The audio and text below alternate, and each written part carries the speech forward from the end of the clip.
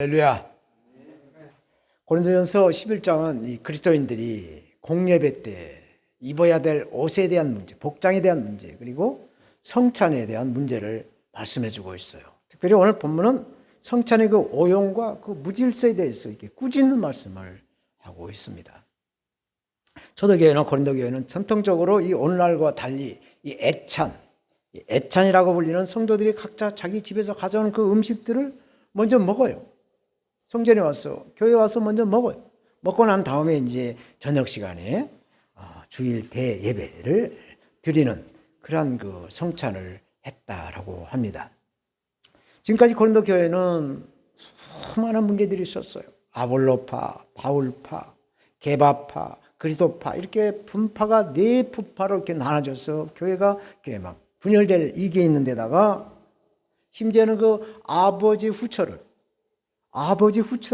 이렇게 자기 부인으로 데리고 산 사람이 있는가 하면 또 교회 내에서 남녀 성도 간에 이렇게 음행을 저지르는 그런 음행의 문제, 또 교회의 문제를 세상의 법적에다가 송사를 하는 문제, 또 우상에다 드려지는 그 제물을 먹느냐 마느냐라는 이 문제 등 정말 심각한 그 교회 그 위기, 분열 이러한 그 문제를 고린도 교회 신실한 성도들이 선교를 하고 있는 사도 바울에게 질문을 해서 그 질문한 내용들을 이렇게 하나하나 정말 애정을 가지고 이렇게 풀어주고 있는 말씀을 우리는 지금 보고 있습니다. 오늘 본문은 고린도 교회 비교적 경제적으로 여유가 있는 잘 사는 성도들은 자기들끼리 가져온 음식을 먹어요.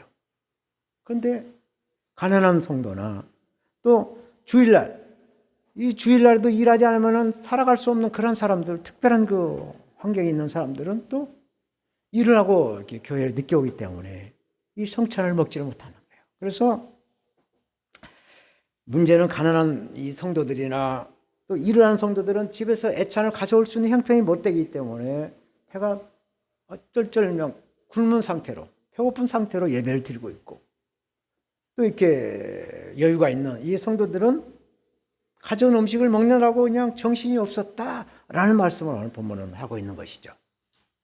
그래서 교회는 애찬이라고 하는 애찬을 하고 있는 성도와 이 하지 못하는 성도로 또 이렇게 나눠주고 있는 그 이기에 있다라는 말씀을 하고 있어요.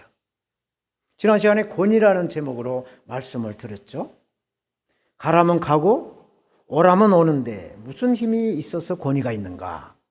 아무런 힘이 없는데 무슨 권위라고 말할 수 있죠? 그러나 누구와 무엇과 연결이 된 것에 따라서 그 권위가 달라진다라고 이야기를 했어요.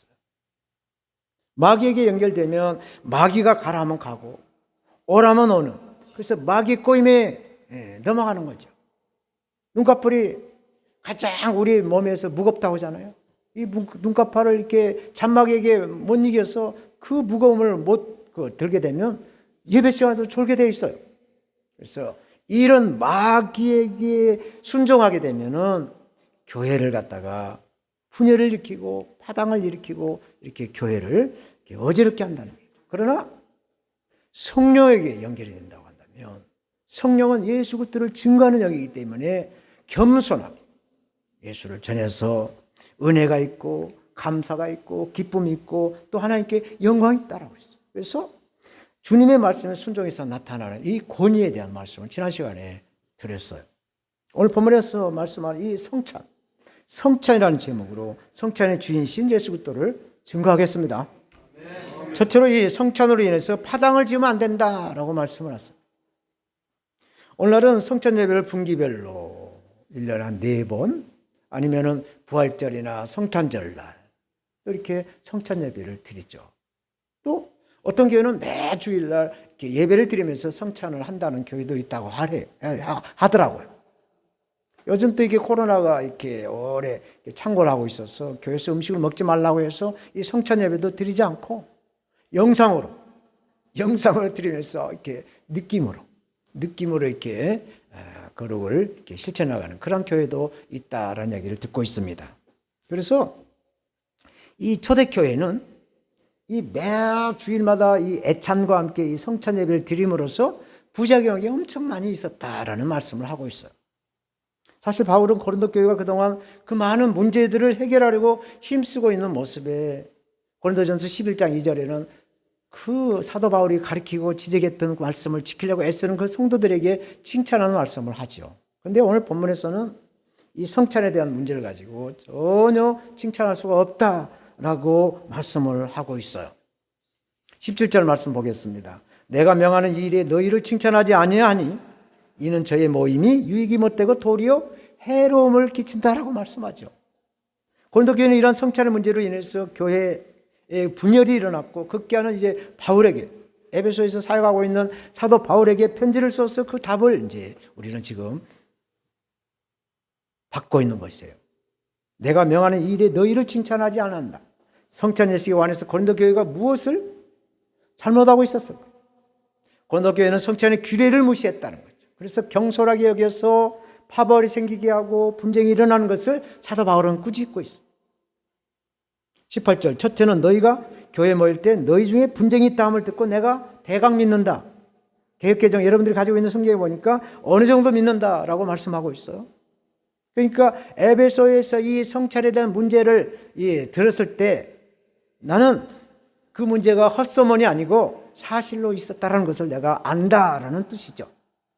사랑하는 여러분, 성찬의 진정한 의미가 무엇일까? 오늘 이 시간 성찬에 대한 그 의미를 좀 확실하게 정립이 되었으면 좋겠어요. 예수님은 갈릴리에서 이제 공생의 사역을 이제 거의 3년 이상 마치시고 제자들과 또 예수님을 따르는 무리들과 함께 이제 예루살렘으로 올라갔어요. 예루살렘에 올라가셔서 이제 유월절 명절을 보내시기 위해서 이제 예루살렘에 도착을 합니다. 그러니까 예수님을 따랐던 제자들과 무리들이 예수님에게 이제 성전이 있는 예루살렘으로 올라가니까 예수님에게 막 호산나 호산나 하면서 막 외쳐대는 거예요. 호산나라는 뜻이 나를 구원해 주세요, 나를 구원해 주세요라는 뜻이죠. 호산나가. 그래서 막 들떠가지고 이 갈릴리에서 예루살렘 성전이 있는 곳으로 올라오니까 막 들떠갖고 예수님 막 올려요. 그러나 예수님은 최후의 만찬을 준비케 합니다. 그렇게 해서 12 제자에게 최후 만찬을 배설해요. 그래서 그 말씀은 이제 복음서에 보면 쭉 나오는데 마가복음에 보면 14장 22절에서 24절에 이렇게 말씀하고 있어요. 저희가 먹을 때, 여기서 먹을 때라는 것은 애찬, 먼저 식사를 한다는 거예요. 디너 파티라는 거죠. 저녁 식사를 하고 있을 때 저희가 먹을 때 예수께서 떡을 가지사 축복하시고 떼어 제자들에게 주시며 가라사대 받으라 이것이 내 몸이니라 하시고 또 잔을 가지사 사례하시고 저에게 주시니 다 이를 마시매 가라사대 이것은 많은 사람을 위하여 흘리는 바 나의 피 곧 언약의 피다 말씀하세요. 그렇다면 성찬을 우리가 어떻게 받아야 될까? 성찬을 우리가 어떤 마음의 자세로 받아야 될까? 성찬에 참여하는 성도는 그리스도 안에 있는 자신의 죄와 잘못을 회개해야 한다고요. 회개를 해야 된다. 그래서 하나님을 사랑하고 또 모든 성도들을 사랑하는 그런 마음으로 성찬에 임해야 된다는 얘기죠. 또 자기와 이해관계에서 상처를 입혔거나 상처를 받았을 때 그 모두를 용서하는 그런 간절한 마음으로 이 성찬에 참여해야 한다라는 것입니다. 왜? 이 십자가는 하나님과 이 죄인과의 화해의 장소, 그 죄로 인해서 허덕이고 있는 인간들의 그 죄를 십자가에서 다 용서함 받고 인간과 죄 있는 인간과 하나님과 화해의 장소가 바로 십자가이기 때문에 모든 것들을 용서하고 회개하는 마음으로 이 성찬에 참여해야 한다라는 뜻입니다. 아멘. 이 성찬 예배를 할 때 이제 우리는 이제 편리를 하기 위해서 다 떡을 다 자르거나 빵을 다 똑같이 잘라가지고 이렇게 하나씩 집어먹지만 실질적으로 그 의미는 빵을 찢어요. 떡을 찢는 거예요. 예. 덩어리 빵을 갖다가 찢어서 내가 먹을 만큼 찢어서 먹는 거예요. 그 찢는다는 의미는 그 예수님께서 십자가에서 그 못을 박히고 그 창작으로 막 채찍으로 찢겨나가는 그 모습을 느끼면서 연상하면서 아, 예수님이 나의 죄와 허물 때문에 살이 찢겼구나 라는 것을 의미하는 그런 뜻이 들어있죠. 그리고 포도주를 잔에 부을 때 우리는 예수님의 그 십자가에 그 못 박혀서 흘리는 피를 연상하면서 보면서 아, 예수님이 나의 죄와 허물을 위해서 피 흘리셔서 죽으시고 부활하셨구나 라는 것을 깨닫게 하는 그런 의미가 바로 이 성찬의 뜻이고 성찬의 의미라는 것입니다. 그래서 성찬은 예수 그리스도의 살이 찢기고 피가 흘려지는 그 모습을 보면서 우리는 우리 죄를 대속하고 죽으신 예수님과 연합하는, 예수님과 함께하는 시간이 바로 성찬이라는 것을 확실하게 정립하고 성찬에 임하시는 우리가 되어야 될 줄 믿습니다. 그런데 이 고린도 교회는 매 주일마다 드리는 이 성찬과 애찬을 함께하면서 교회가 하나 되지 못한 거예요. 연합되지 못하고 또 이렇게 끼리끼리 뭉쳐가지고 이렇게 잘 살고 여유 있는 성도들끼리 또 또 이렇게 못 살고 먹지 못해 사는 한 뭉치, 이렇게 둘이 이렇게 따로따로 이렇게 해서 분열이 착 되어 있는 것을 사단마을이 꾸짖고 있어요. 그래서 이 가난한 사람들은 먹을 것이 없으니 가져올 게 없잖아요. 그리고 또 있는 사람들은 또 내가 오늘 뭐 가져왔으니까 또 다음에 또 내가 한번 낼게 하면서 또 갔다가 또 자기들끼리 먹고, 그래서 먹는 사람들은 배가 불러가지고 졸리면서 이렇게 끄떡거리면서 예배를 드리고 있고, 배고픈 사람들은 또 시장길을 느끼면서 뱃속에서 뭐 이상하게 꾸룩꾸룩 소리 나면서 이 예배를 드리고 있는 모습이 굉장히 주님 보시기에 안타깝죠. 안타깝다는 얘기입니다. 사랑하는 여러분, 우리가 다 예전에 학교 다녔을 때, 지금은 학교에서 급식을 하기 때문에 어쩐가를 모르겠습니다만은 벤또 죄송합니다. 도시락을 다 싸갖고 다녔어요.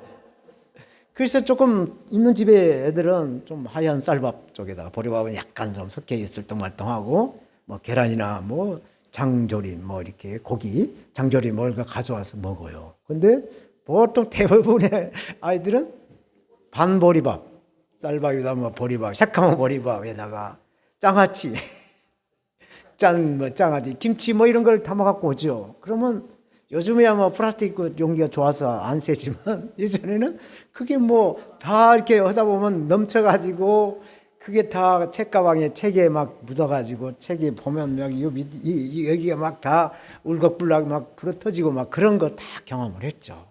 그런데도 이런 도시락도 못 사갖고 온 사람이 있었어요. 그래서 이제 십시일반이란 말이 여기서 나오잖아. 한 숟가락이 떨어져서 이제 같이 넣어먹는 그러한 그 어려운 시절들을 다 보냈어요. 19절 말씀 봅니다. 너희 중에 편당이 있어야 너희 중에 옳다 인정을 받는 자들이 나타나게 되리라. 이 말씀은 교회 내에서 이 파당이 존재하는 목적을 굉장히 긍정의 눈으로 바라보고 있죠.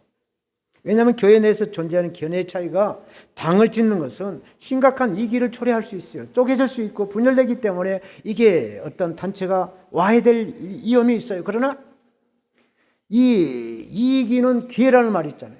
어떤 이기가 있으면 새로운 돌파구를 찾아낼 수 있는 기회로 삼고 하나님의 섭리 가운데 이 성령이 역사하는 그 진리를 드러낸다면 굉장히 좋은 그 신앙의 성장으로 나갈 수 있는 길이 될 수 있어요. 그런데 오늘 본문에는 그것이 아니라는 거예요.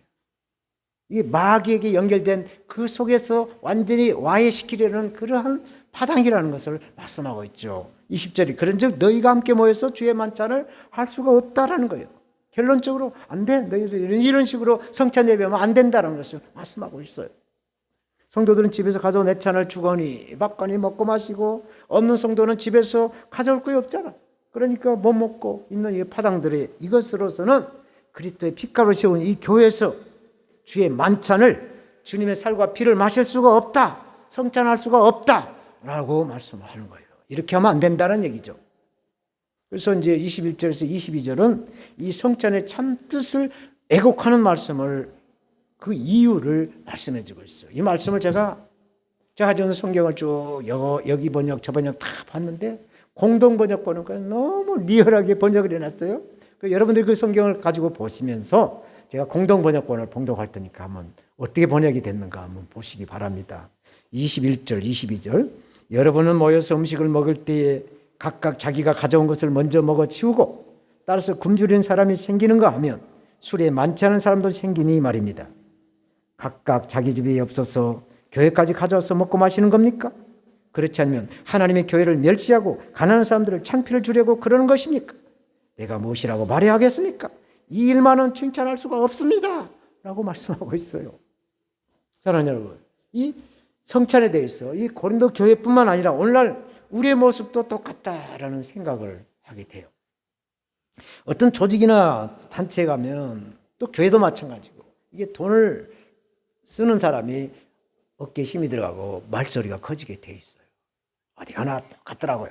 그래서 우리가 이 물질적인 것으로 살아가는 것이 아니라 마음으로 지켜서 마음을 지켜서 우리 그 주님이 원하는 일을 해야 된다라는 것입니다. 아멘. 그래서 잠언서 기자는 잠언서 4장 23절에 무릇 지킬 만한 것보다 더욱 우리의 마음을 너희의 마음을 지켜라. 생명의 근원이 우리 마음에서 나온다라고 말씀하고 있는 줄 믿습니다. 우리 마음을 잘 지켜야 돼요. 그 마음을 통해서 하나님의 선한 역사를 이루어가는 거예요. 두 번째로 성찬에 이제 참된 진리를 말씀하고 있어요. 23절에서 32절 말씀으로 쭉 하시는데 23절에서 26절 말씀을 제가 봉독할게요. 내가 너에게 전하는 것은 주께 받은 것이니 곧 주 예수께서 잡히시던 밤에 떡을 가지사 축사하시고 떼어 가라사대 이것은 너희를 위하는 내 몸이니 이것을 행하여 나를 기념하라. 19회 또한 이와 같이 잔을 가지시고 가라사대 이 잔은 내 피로 세운 새 언약이니 이것을 행하여 마실 때마다 나를 기념하라 하셨으니 너희가 이 떡을 먹으며 이 잔을 마실 때마다 주의 죽으심을 오실 때까지 전하는 것이다. 예수를 전하는 것이다 라는 말씀을 하고 있어요. 성찬은 주 예수께서 잡히시던 날 밤에 예수님이 직접 제정하신 거란 말이죠. 누구에게 의해서 성찬이 이루어지는 것이 아니라 예수님이 직접 이 성찬을 할 수 있도록 제정을 하셨다는 얘기죠. 그래서 예수님이 최후의 만찬을 통해서 자신의 죽으심으로 새 언약이 성립됐다는 것을 보증해 주고 있어요. 눈물의 선지자 예레미야가 예수님이 오시기 약 600년 전에 예언한 말씀이 있어요. 그 말씀이 예레미야 31장 31절 33절을 말씀하는데 제가 이 말씀 봉독할게요. 새 언약이 뭔가? 나 여호와가 말하노라 보라 날이 이르리니 내가 이스라엘 집과 유다 집에 새 언약을 세우리라. 이 언약은 내가 그들의 열조의 손을 잡고 애굽 땅에서 인도하여 내던 날에 세운 것과 같지 아니할 것은 내가 그들의 남편이 되었어도 그들이 내 언약을 파하였음이니라. 그러나 그날 후에 내가 이스라엘 집에 세울 언약은 이러하니 곧 내가 나의 법을 그들의 속에 두면 그 마음에 기록하여 나는 그들이 하나님 되고 그들은 내 백성이 될 것이라. 예수님께서 우리의 마음에다가 새 언약을 심어주셨다는 얘기. 그래서 이 새 언약이라는 것이 무엇이냐? 하나님께서 우리를 어떤 아무런 조건이 없이 오직 그리스도의 그 십자가의 피로 모든 죄를 용서하신다. 그래서 하나님의 자녀가 되게 하셨다라는 은혜의 언약인 줄로 믿습니다. 그래서 이 새 언약은 예수 그리스도의 대속의 피로 생명의 인을 치셨어요.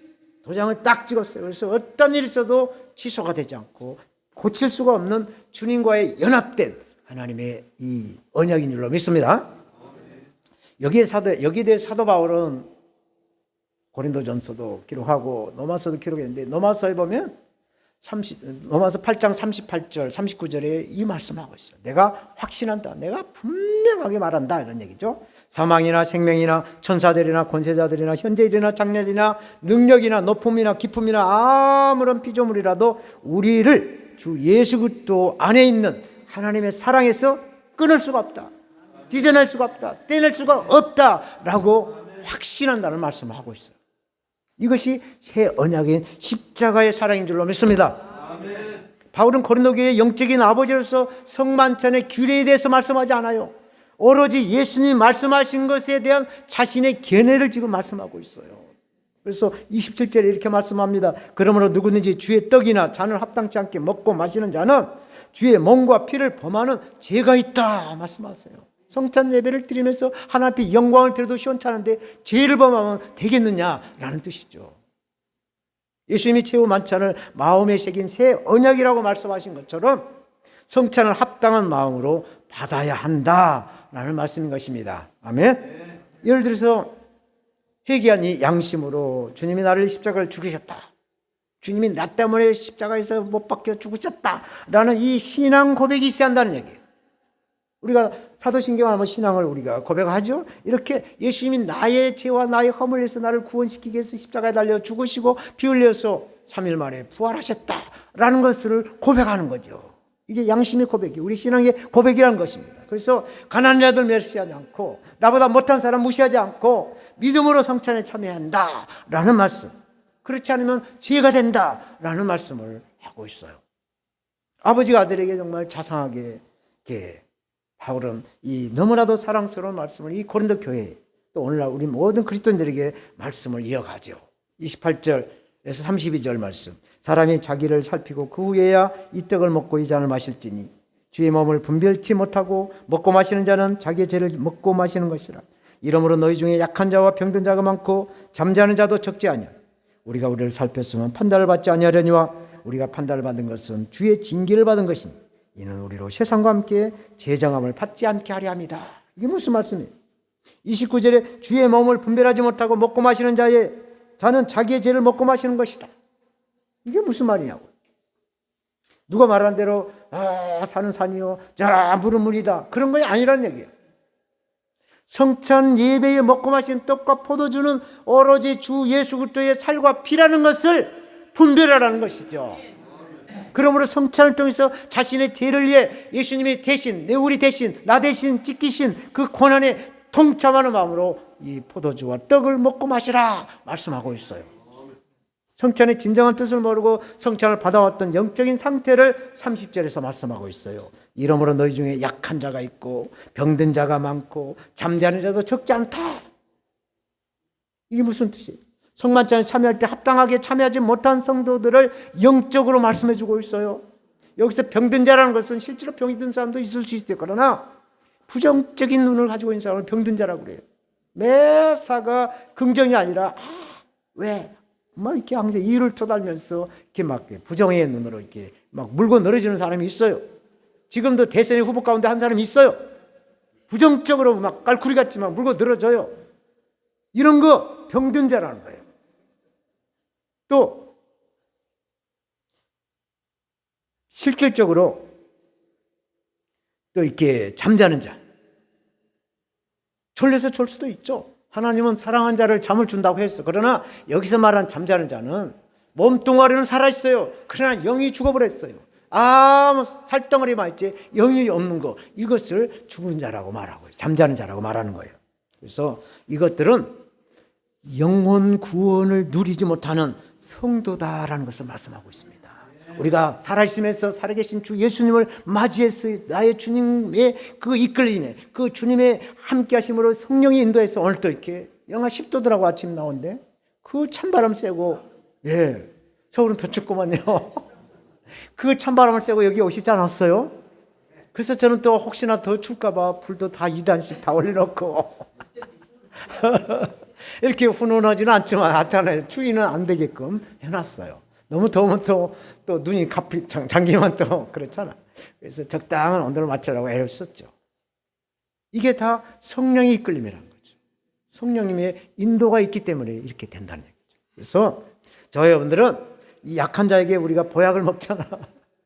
보약이 뭐예요? 구약과 신약, 이 성경에 이 보약을 먹여서 하나님의 말씀으로 이해할 수 있도록 도와줘야 돼요. 맞죠? 김철환 우리 집사님 맞습니까? 이렇게 도와줘야 돼. 구약이 어디가 있고 신약이 어디가 있고 뭐 이렇게 약은 이렇게 해서 영원히 우리 건강을 위해서 먹는 게 된다.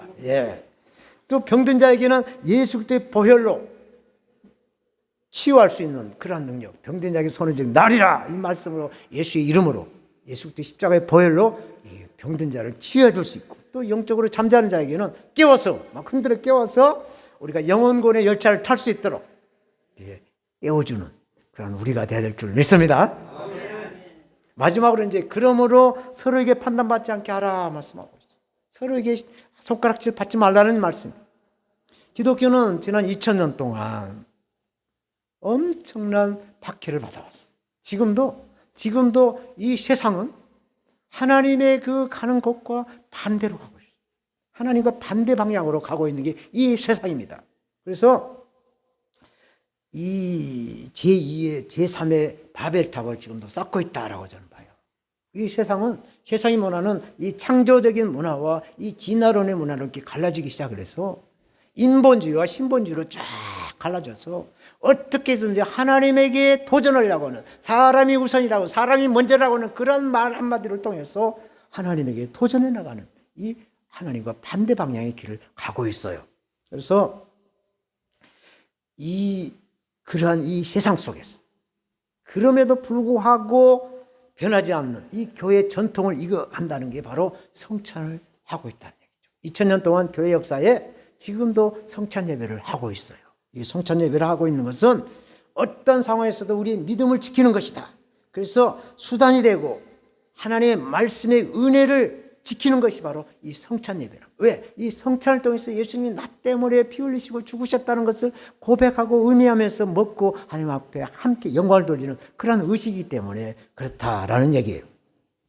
그래서 성찬은 교회의 생명줄과 같다라는 것이죠. 그래서 우리가 성찬에 참여하실 때 예수님이 나의 죄와 나의 허물을 위해서 구원시키기 위해서 십자가에 못이 박히고 피 흘리셔서 죽으시고 다시 부활하셨구나 라는 것을, 나 때문에 예수님이 죽으셨구나 하는 것을 받아들여야 될 줄로 믿습니다.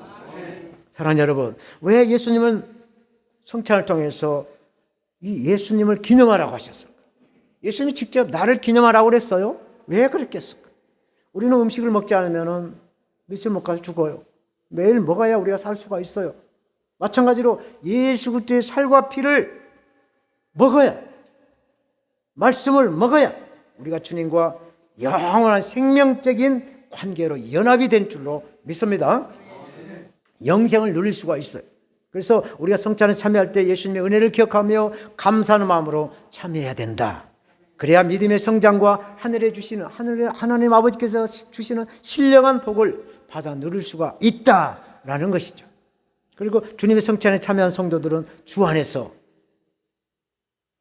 형제요 자매라는 사실이죠. 우리가 주 안에서 다 형제요 자매인 것입니다.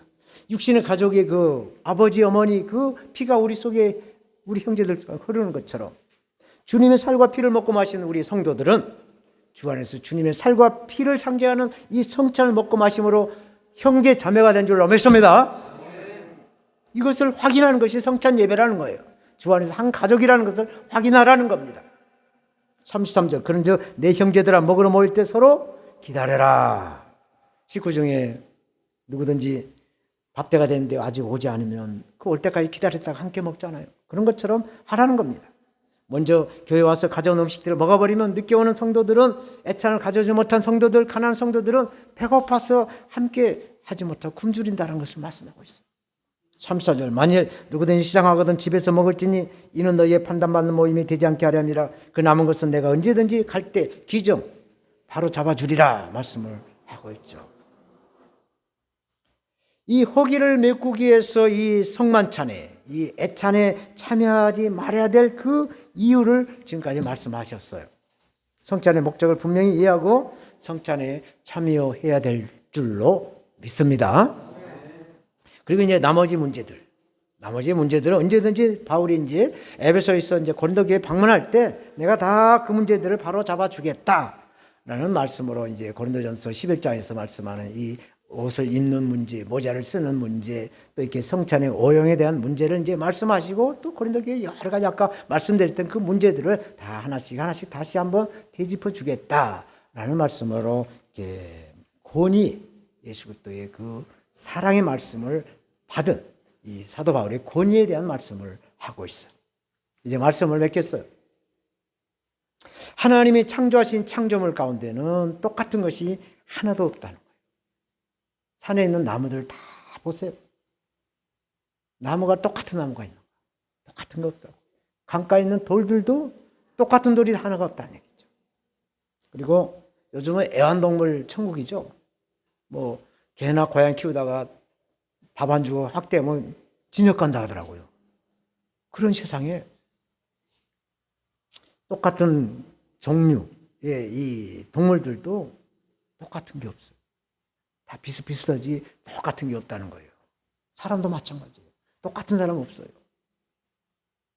네, 비슷하긴 하죠. 넌 누구 닮았단 말은 들어도 똑같은 사람 없어요. 이 말은 뭔 말이냐? 유일하다, 특별하다라는 뜻이죠. 하나님의 창조물은 모두가 다 유일하고 특별하다. 그래서 우리 김천한 우리 집사님 유일하신 줄 믿습니다. 네. 여러분들 다 유일해요. 특별한 존재예요. 그래서 우리 그 아이덴티, 정체성이 나는 하나님께 창조받고 택함받는 유일한 하나님의 사람이다 라는 걸 자부하셔야 돼요. 근데 하나님께서 우리와 이렇게 창조물을 특별하게 하신 것처럼 우리 모두와 또 창조물 모두를 특별하게 바라보고 또 이렇게 특별하게 대우를 해서 관리하고 보호해야 될 그러한 의무가 우리에게 있는 줄로 믿습니다. 오늘 본문은 주님이 최후의 만찬을 행하시면서 나를 기념하라 말씀하신 그 성찬의 문제를 말씀했어요. 그래서 성찬에 참여할 때마다 예수 그리스도께서 나를 위해 피 흘리시고 죽으셨다라는 사건으로 기억하면서 나를 위해 구원해 주신 하나님께, 예수님께 감사하라는 뜻이죠. 그리고 예수 그리스도 안에서 한 가족이 되었다라는 것을 감사하라는 말씀인 줄 믿습니다. 그리고 예수 그리스도께서 나를 위해 피 흘리심으로 내가 구원받았다는 것을 전해서 아직 구원받지 못한 이웃들에게 예수 복음을 나누라 라는 사명인 줄로 믿습니다. 그래야 우리 믿음이 성장하고 또 하늘에 주신 신령한 복을 받아 누리는 은혜가 우리에게 임할 줄로 믿습니다. 그래서 우리는 어디서 와서 어디로 가는가, 왜 살며 어디로 가는가, 이 목적을 향해 달려가는 우리 모두가 다 되시기를 이 성찬의 주인이 되신 예수님 거룩하신 이름으로 축원합니다. 아멘. 기도하겠습니다.